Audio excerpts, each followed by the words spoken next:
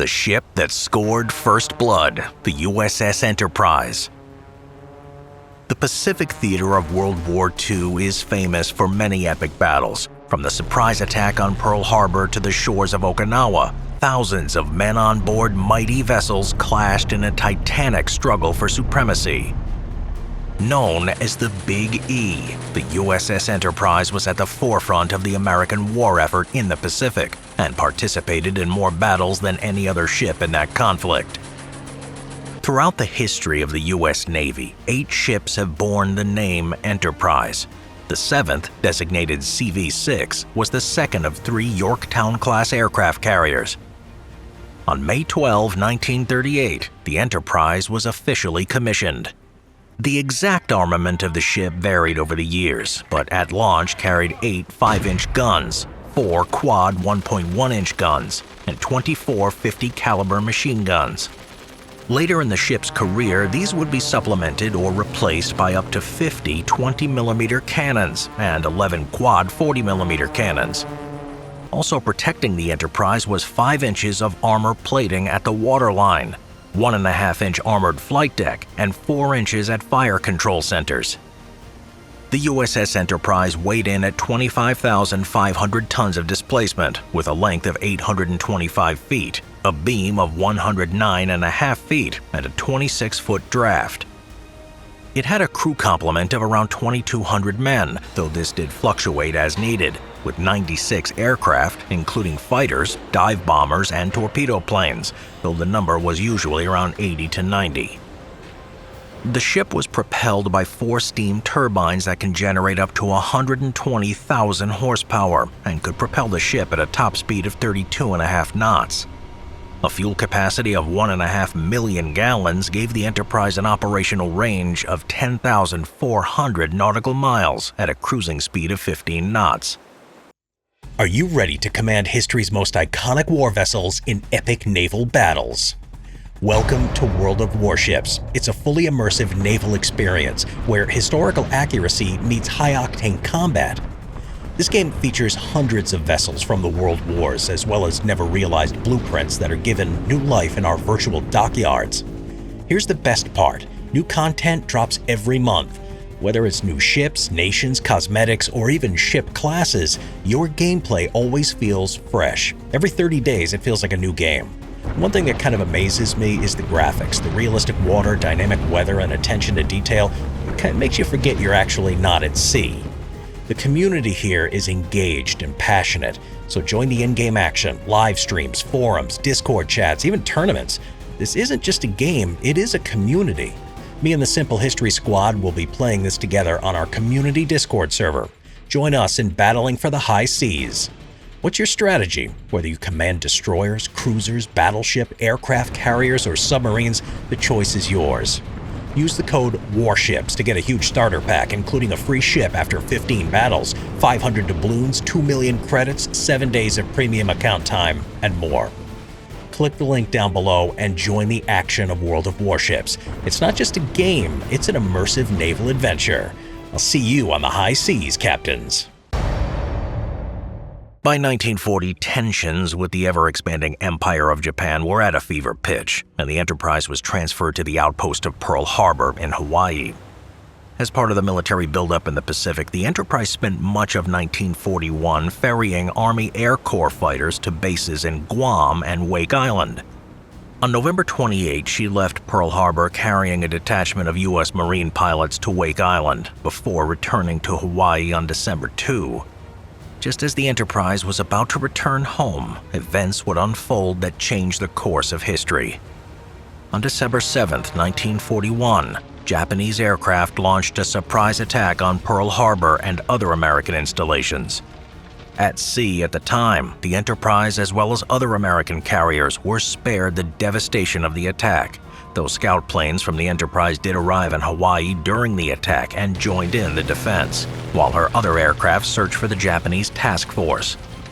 3 days later, the Enterprise would score first blood when its planes destroyed Japanese submarine I-70, the first Japanese ship sunk by the Americans during the war. After providing escort for a supply convoy to Samoa, the Enterprise launched a number of raids against Japanese installations in the Marshall Islands, sinking or damaging a number of ships. Shortly after, it raided Japanese positions at Wake and Marcus Islands under Admiral William F. Bull Halsey.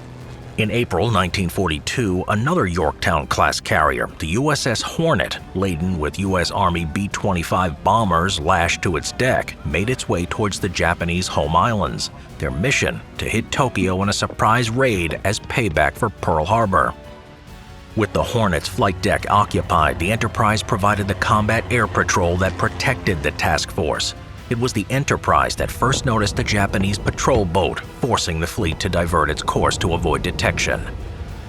When another patrol boat was spotted, the decision was made to launch the bombers by Admiral Halsey, who was using the Enterprise as his flagship. Colonel James Doolittle and the rest of his crews took off from the Hornet, nearly twice the distance previously anticipated from their targets. Once the bombers lifted off, the Enterprise and the rest of the task force broke off and made their way back to Pearl Harbor. Less than a week after arriving, the Enterprise sailed out again, making full speed towards the ongoing Battle of Coral Sea.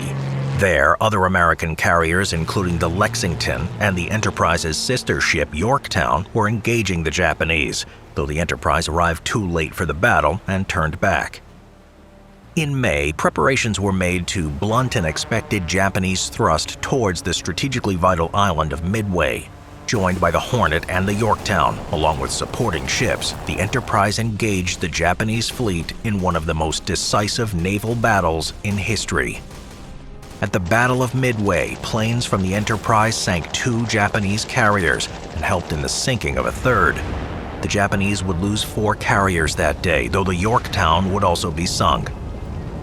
After a month-long overhaul, the Enterprise steamed towards the South Pacific. She provided cover for the amphibious landings at Guadalcanal in the Solomon Islands. While there, a Japanese fleet was spotted, and the Enterprise and other American ships raced to engage.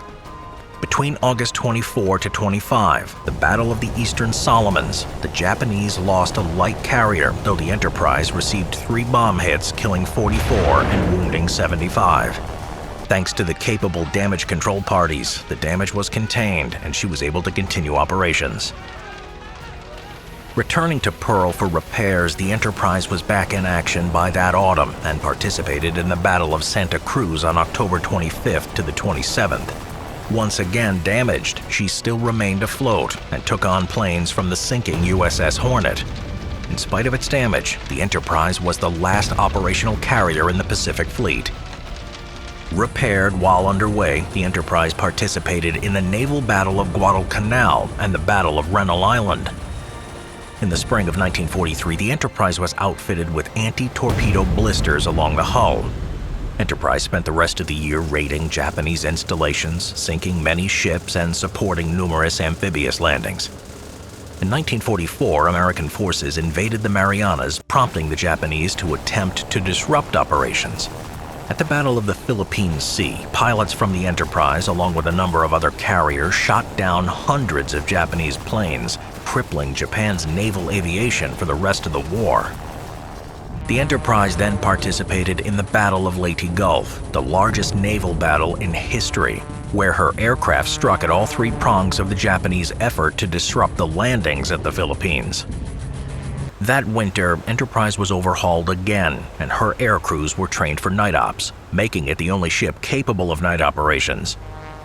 In February of 1945, her air group participated in raids on Tokyo before she sped south to support the invasion of Iwo Jima. After operations there concluded, she once again launched attacks on the Japanese home islands before covering the landings on Okinawa.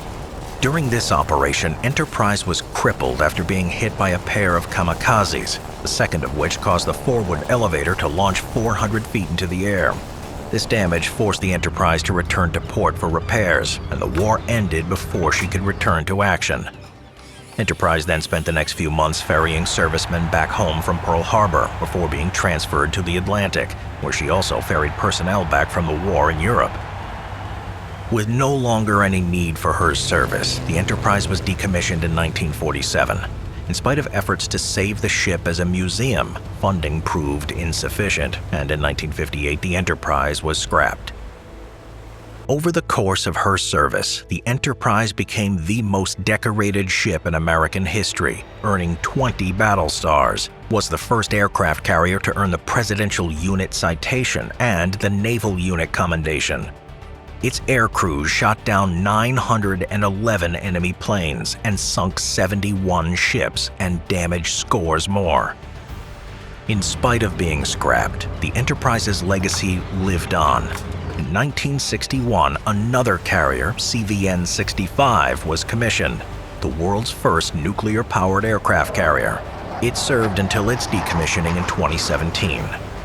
Another carrier, designated CVN-80, will also bear that name and is scheduled to launch in 2025. There is another legacy of CV-6. In 1966, TV creator Gene Roddenberry needed a name for a ship to boldly go where no man has gone before. He could think of no better name than USS Enterprise.